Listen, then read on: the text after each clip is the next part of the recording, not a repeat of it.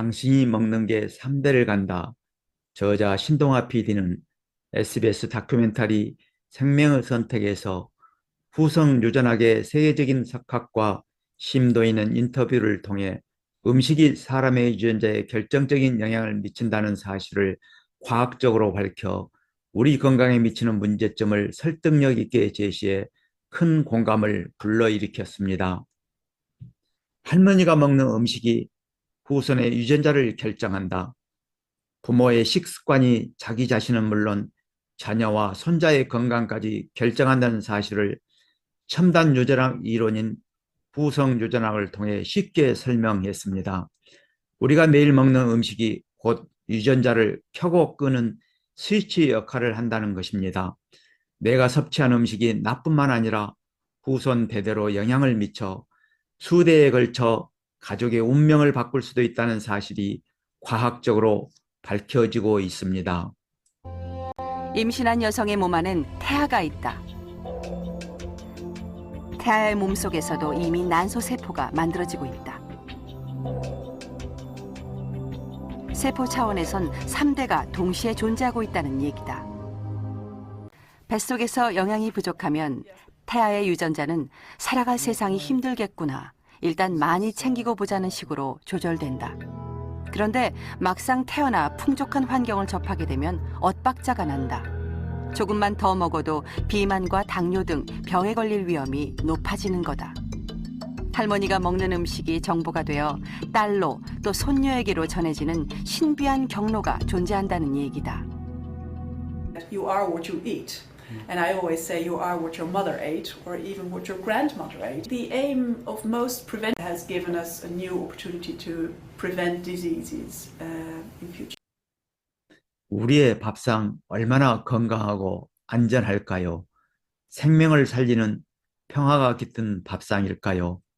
우리가 매일매일 먹고 있는 음식들이 어떻게 생산되고 있으며 어떤 경로로 우리 밥상까지 올라오는지 생각해 보셨습니까? 동아일보 기사에 의하면 우리 밥상에 자주 오르는 16개 요리를 만드는 데 들어간 식재료 원산지가 26개국이나 된다고 합니다.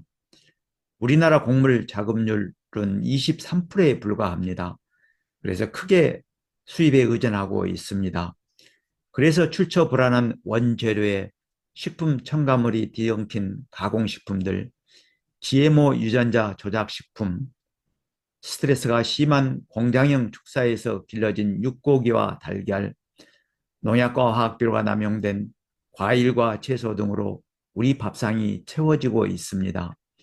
우리 밥상의 현 주소를 파악하고 예전 우리 할머니, 할아버지가 드시던 소박하고 오염되지 않은 안전한 먹거리로 돌아가야 하지 않을까요? 우리나라는 GMO 수입 두 번째 국가입니다. 약 1,000만 톤 정도 수입하여 대략 사료용으로 800만 톤, 식품용으로 200만 톤 사용합니다. 프랑스 칸 대학의 세라리니 교수팀이 주에 2년간 GMO 옥수수를 급여한 결과 종양, 간과 신장 손상이 많이 늘어났고 특히 암컷이 수컷보다 이상 증세가 심각하게 나타났다고 하였습니다. 미국 환경의료학회 의사들은 GMO 식품을 섭취함으로써 면역체계 장애, 노화 촉진, 자폐증, 생식기능 장애 등 장애가 발생할 수 있다고 경고하고 있습니다. GMO 식품의 유해성 논란에 대한 학계의 통설은 기본적으로 판매가 허용된 GMO 식품 자체는 유해하지 않다고 말하지만 한 세대, 두 세대 지나야 우리 후손들에게 미치는 영향을 확신할 수 있을 거라 생각합니다. 그래서 우리 밥상이 불확실한 실험의 대상이 되어서는 안 된다고 봅니다. 안전한 밥상을 우리 자녀들에게 먹여야 되지 않겠습니까? 음식이 스트레스를 받으면 그 음식을 먹는 사람도 스트레스를 받는다 합니다. 사람이 발조차 뻗을 수 없는 좁은 공간 책상에 앉아 24시간을 보낸다면 스트레스는 물론 건강에 매우 해로울 것입니다. 공장식 닭장, 닭 한 마리 사육 공간이 A4 용지보다 좁아 움직일 수 없어 스트레스가 쌓입니다. 스트레스 물질인 코티졸이 달걀로 그대로 전이되어 우리 자녀들이 먹게 됩니다. 우리가 먹는 것들을 생산하는 방식이 사람의 건강에 직접적인 영향을 줄 수 있다는 주장이 제기되고 있다. 음식 속의 스트레스가 먹는 사람의 몸에도 전달될 수 있다는 것이다. The food system of the land, is it possible that we're also getting stressed out through the foods that we eat? 그 대표적인 예로 달걀을 꼽는다. If the mothers had a very stressful life, non-free range, they put more cortisol in the egg. Why? So epigenetically, the mother is telling the offspring the world is a terrible place. So you should manifest a stress phenotype. Signal, we're eating the egg and we eat those signals. 스트레스 호르몬이 많은 달걀을 먹으면 그 호르몬이 우리 몸에 들어와 신호를 보내고 인체는 살을 찌우는 스트레스 반응을 보여 비만이 될 수도 있다는 얘기다. It's not just about moral persuasion anymore. It's about yourself. It's about enlightened self-interest. If you treat animals better, you'll be better. If you treat the animals poorly, that stress is going to become yours. 사람의 건강만을 고려한다 해도 먹을거리에 스트레스를 주는 생산 방식은 결국 사람에게 돌아온다는 주장이다. 마트에 가면 달걀 너무 다양하죠. 여러분은 어떤 달걀을 자녀들에게 먹이십니까? 크게 세 가지로 나누어 볼 수 있습니다. 스트레스가 심한 공장식 케이지 축사에서 생산된 달걀은 30개 한 판에 5, 6천 원 정도로 개당 200원 내외입니다. 스트레스가 쌓이지 않게 자연 방목하여 동물복지 인증받은 달걀은 개당 500원 정도입니다. 그러나 사료는 GMO 옥수수가 주 원료인 배합 사료를 먹입니다. 그래서 사료를 유기농 사료로 바꾼 유기농 달걀은 개당 800원 내지 1,000원 정도입니다. 우리가 1,000원에 공장식 케이지 달걀 4개, 동물복지 달걀 2개, 유기농 달걀 1개 정도 살 수 있죠. 경제적으로 많은 부담이 될 수도 있습니다. 우리 같은 할아버지는 싼 것 먹다가 하늘나라 가시고요.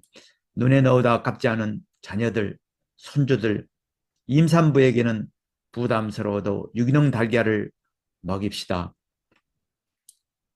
유기농 달걀에는 오메가3가 일반 달걀보다 4배, 비타민 A도 50%나 많습니다. 유기농 닭고기도 오메가3가 배가 많고 비타민 A도 50%나 많습니다. 우리나라는 품종 육종과 다수학 재배 기술 덕분에 생산성을 크게 증대시켜 그 어느 때보다 풍요를 누리고 있습니다. 농업기술 발전이 식량의 안정적 공급에는 크게 기여하였으나 환경오염 문제를 야기시켰습니다. 농약은 미국의 5배, 호주의 10배 정도 많이 사용하고 있습니다. 화학비료도 미국의 2배, 캐나다의 3.3배 사용하고 있습니다. 이렇게 많이 사용하다 보니 토양과 수질 환경에 큰 부담을 주고 있습니다. 농약이 사람을 죽이고 있다. 농약 때문에 삶이 완전히 무너져 버렸다는 파비안 씨를 찾았다. 그의 상태는 얼핏 보기에도 심각해 보인다. 늘 달고 사는 약독택에 간신히 생명을 이어가고 있다는 파비안. 나무 토막처럼 굳은 손에선 진물이 끊이질 않는다. 몸을 찌르는 통증과 함께 그의 몸은 이상하게 뒤틀려가고 있다. 하지만 10년 전만 해도 그는 누구보다 건강한 남자였다. 예전의 모습은 현재의 불행을 더 안타깝게 만든다. 어쩌다가 이렇게까지 되었을까? 땅이 넓은 나라. 대규모로 농약을 뿌려대다 어느새 중독이 되었다. 문제의 콩은 유전자가 조작된 이른바 GMO 콩이다. 농약을 조금만 쓰고도 편리하게 농사를 지을 수 있다는 유전자 조작 업체의 주장을 자연은 비껴갔다. Pero con el tiempo muchas malezas han ido adquiriendo resistencia y entonces el productor se ve obligado a echar más Roundup. Nuestros países son países que se van. 농약이 강물로 흘러들어갔고 사람들은 너나 없이 농약에 노출됐다. 은밀하게 재앙이 몰려왔다. 우리나라도 수입하는 콩기름의 70%가 아르헨티나에서 온다. 그런데 가공 과정을 거친 콩기름에서도 잔류 농약이 검출됐다고 한다. 한 집 걸러 암 환자가 생겼고 사람들이 죽어나갔다. 평화로웠던 마을이 암 마을이 되어버렸다.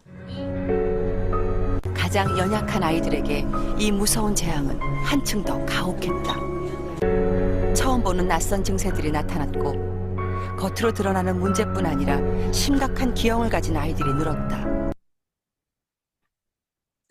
잔류 농약은 미량이라 하더라도 사람이 장기간 섭취하면 다양한 암과 질병 발생에 영향을 미친다는 보고가 많습니다. 건강한 음식을 잘 먹지 못하면 없는 질병도 대물림되는데 반대로 유기농 채소와 운동으로 단명한 집안의 유전적인 질병을 극복한 사례입니다. 유전적인 질병으로 아버지는 45세, 할아버지는 46세, 큰아버지도 50세에 돌아가셨습니다. 그래서 잭 맥클루어와 남동생은 40대에 죽지 않기로 서로에게 약속했습니다. 그러나 안타깝게도 잭 역시 전립선암에 걸렸습니다. 잭은 암을 선고받은 뒤 유기농 채소 위주의 균형 잡힌 자연 식단으로 식생활을 바꾸고 열심히 운동했습니다. 사람들은 무모하다고 했지만 그 결과는 놀라웠습니다. 잭의 몸에서 암세포가 사라졌고 암 유전자까지 변화시켰습니다. 그래서 진짜 좋은 음식, 안전한 음식을 찾아 먹으려는 노력과 실천이 결국엔 나와 자손들의 건강뿐만 아니라 우리 후손들의 삶의 터전이 될 이 땅, 이 지구 환경을 지키는 데 크게 기여합니다. 매일 선택하는 밥상이 재앙을 부르는 화학 밥상이 될 수도 있고 반대로 질병을 치유하는 생명의 식탁이 될 수도 있습니다. 당신이 먹는 게 3대를 간다는데 그러면 우리는 어떤 음식을 선택해야 할까요?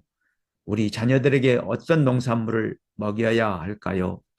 다음 시간엔 우리 자녀들에게 먹이고 싶은 프리미엄 명품 농산물 선택 기준에 대해 소개하겠습니다. 감사합니다.